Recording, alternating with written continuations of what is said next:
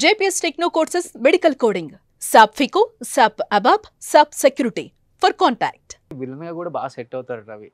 ఎందుకంటే మనం ఆది పిన్సెట్టిని చూసాం ఆల్రెడీ సరైనలో. ఎంత స్మార్ట్ విలన్ ఉంటాడా అనిపించింది. అలా సెట్ అవుతాడని చాలా మంది అనుకుంటున్నారు ఇప్పుడు డైరెక్టర్స్ కూడా. అలా వస్తే ఎన్టీఆర్, అల్లు అర్జున్ మూవీలో ఒకేసారి డేట్స్ అడిగారు.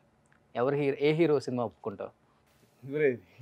డేట్స్ అడ్జస్ట్ చేసుకుని మార్నింగ్ ఒకళ్ళ దగ్గర నైట్ ఒకళ్ళ దగ్గర వర్క్ చేసుకుంటాను. అన్ని రకాలుగా చేయలేరు విలన్ కదా, అన్ని హీరోతో ఉంటాయి అనమాట. నాకు కంపారిటివ్ అంటే నాకు అల్లు అర్జున్ గారు చాలా ఇష్టం bro. Okay, so dance style so అంటే ఎన్టీఆర్ గారు డాన్స్ చేయరా, స్టైల్గా ఉండరా? అదే అంటున్నాను బ్రో. ఇప్పుడు పవన్ కళ్యాణ్ గారికి ఒక స్టైల్ ఉంటుంది, చిరంజీవి గారికి ఒక స్టైల్ ఉంటుంది, బాలయ్య గారికి ఒక స్టైల్ ఉంటుంది. సో ఒక్కొక్కరికి ఒక్కొక్క స్టైల్ ఉంటుంది. నాకు పర్సనల్గా నాకు ఇష్టం అంతే తప్ప నేను వేరే వాళ్ళు జడ్జ్ చేయట్లేదు బ్రో. సో అలాగా నేను 2 సినిమాల్లో చేయడానికి ట్రై చేస్తాను 100% ఎఫర్ట్ పెట్టి. ఎక్కడైనా 1% ఛాన్స్ ఉన్నా సరే 2 మిస్ చేసుకోండి. చాలామంది చెప్తారు రవి, అంటే ఇది చాలా తక్కువ మందికి ఉంటుంది ఈ అలవాటు కూడా. రవి పెద్దగా బయట తిరగడు, పబ్ కల్చర్ ఉండదు, తాగుడు ఉండదు, సిగరెట్లు ఉండదు, అమ్మాయిలు ఉండదు అని. నేను ఒకళ్ళిద్దరు చెప్తుంటే ఊరికే కావాలని చెప్తారులే అని. బట్ చాలామంది చెప్పిన తర్వాత నేను కూడా అబ్జర్వ్ చేసినప్పుడు నాకు అనిపించింది, అంటే లైఫ్లో ఏదో విధంగా మనం సక్సెస్ అవ్వాలి. ఇక్కడికి వచ్చింది ఒక పని కోసం, ఇంకో పని స్టార్ట్ చేస్తే ఈ పని మిస్ అవుతుందని భయంతో వద్దనుకున్నావా ఈ వేని?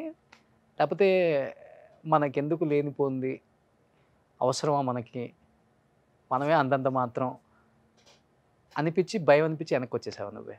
అసలు వెనక్కి రావడానికి ఆ జర్నీయే స్టార్ట్ చేయలేదు బ్రో. నాకు ఎందుకు ఫస్ట్ నుంచి అది డ్రింక్ స్మోక్ ఎందుకు మైండ్లోకి అసలు వెళ్ళలేదు. అండ్ మా ఇంట్లో ఎవరికి అలవాట్లేదు. సో నాకు కూడా అదే మైండ్లో ఉండిపోయింది చిన్నప్పటి నుంచి. అదొక పెద్ద బూత్ లాగా, అదొక పెద్ద తప్పులాగా. సో ఇండస్ట్రీకి వచ్చిన తర్వాత కూడా అంటే మన చుట్టూతో ఉన్న వాళ్ళు ఎంజాయ్ చేస్తూ ఉంటారు. బట్ నాకు నా స్టైల్ ఏంటి, మంచిగా తినటం, అందరితో కలిసిపోయి మంచిగా టైం స్పెండ్ చేస్తే చాలు, నాకు అదే మంచిగా అనిపిస్తుంది.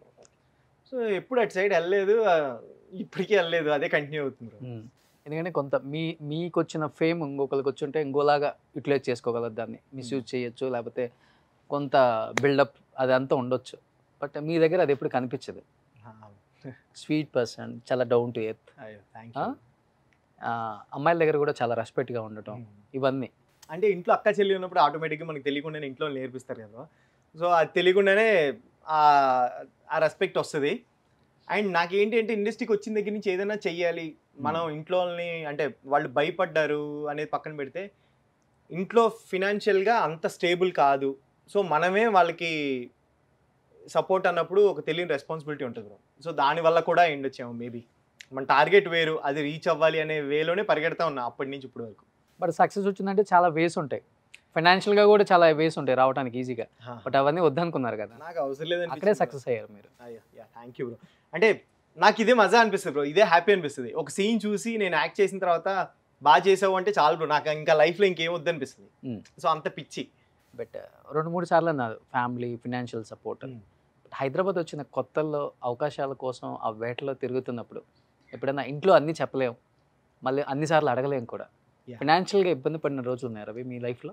ఫినాన్షియల్గా ఇబ్బంది అయితే 100% ఉంటుంది బ్రో, అందరికీ ఉంటుంది. బట్ నాకేంటి అంటే నేను ఫస్ట్ చెన్నై వెళ్ళాను బ్రో. ఓకే, ఫస్ట్ చెన్నై వెళ్ళాను. నాకు తెలియదు అప్పుడు సీరియల్స్ అన్ని మూవీస్ అంటే ఇండస్ట్రీ చెన్నై ఏమో అనుకుని ఫస్ట్ చెన్నై వెళ్ళిపోయాను. అక్కడ చాలా స్ట్రగుల్ అయ్యాను.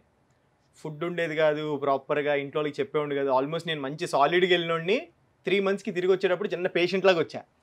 ఇంకా మా డాడీ చూసి ఫుల్ ఎయిట్ చేసి కుదరదు అసలు, ఇంకా నువ్వు ఉంటే కనుక ఇంట్లో నుంచే ట్రై చేసుకో తప్ప పర్టికులర్గా నువ్వు వెళ్ళి అక్కడికి వద్దు అని. ఏం చేశారంటే మా డాడీ వాళ్ళ సిస్టర్ ఇక్కడ ఉంటారు, మా అత్తయ్య. సో అత్తయ్య మామయ్య మా డాడీ వాళ్ళ సిస్టర్ అండ్ వాళ్ళ హస్బెండ్ అనమాట. సో వాళ్ళ ఇంట్లో పెట్టారు ఇక్కడ హైదరాబాద్లో. సో ఫుడ్కి ఇంకా మన ఇంట్లో మా అత్తయ్య చూసుకుంటూ అంటే అత్త ఇంకా ఎలా పెడతారు తెలుసు కదా. సో ఫుడ్కి ఎప్పుడు ప్రాబ్లం ఉండేది కాదు. మా మామయ్య ఏంటంటే ఇంకా ఫ్రెండ్, యాజ్ ఇట్ ఈస్ ఫ్రెండ్కి ఒక ఇంటర్ అమ్మాయి నచ్చింది లైన్ వేస్తావా ఈ స్టైల్లోనే ఉంటుంది మా మామయ్యది. సో అవసరం లేకపోయినా సరే డబ్బులు పాకెట్లో పెట్టేవాళ్ళు. సో ఇండస్ట్రీ స్టార్టింగ్లో నాకు ఫినాన్షియల్గా కానీ అంటే ఫుడ్ లేకుండా ఫైట్ చేయాలనే ఆ ప్రాసెస్ ఓన్లీ చెన్నైలో చూసాను నేను. స్టార్టింగ్ మినిమం నాలెడ్జ్ కూడా లేదు, ఇండస్ట్రీ ఎక్కడ ఉంటుందో తెలియక అప్పుడు అందరూ మెడ్రాస్ అనే వాళ్ళనే వెళ్ళిపోయారు. అంతే, అక్కడికి వెళ్ళిపోయాను. ఫస్ట్ అక్కడికి వెళ్ళి అక్కడ చూసి నరకం చూసి అసిస్టెంట్ డైరెక్టర్గా ట్రై చేసి అసిస్టెంట్ డైరెక్టర్గా వర్క్ చేసి దాని తర్వాత లేదు లేదు ఇండస్ట్రీ హైదరాబాద్ మూవీస్ చేయాలి అంటే హైదరాబాద్లోనే అని చెప్పి అప్పుడు మళ్ళీ హైదరాబాద్ షిఫ్ట్ అయింది. Even you don't know Tamil? Not even ఇంత కూడా. ఫస్ట్ టైం వెళ్ళా బ్రో చెన్నై. విజయవాడ హైదరాబాద్ కాకుండా ఫస్ట్ టైం వెళ్ళా చెన్నై నేను. పినాకిని ఎక్స్ప్రెస్ ఎక్కి వెళ్ళిపోయారు. అంతే, చెన్నై వెళ్ళి తొడగొట్టేసాను అక్కడ. దాని తర్వాత ఓకే ఇక్కడ కాదు మనకి వాస్తుంది, ఇక్కడ వద్దు అని చెప్పేసి మళ్ళీ హైదరాబాద్ షిఫ్ట్ అయింది.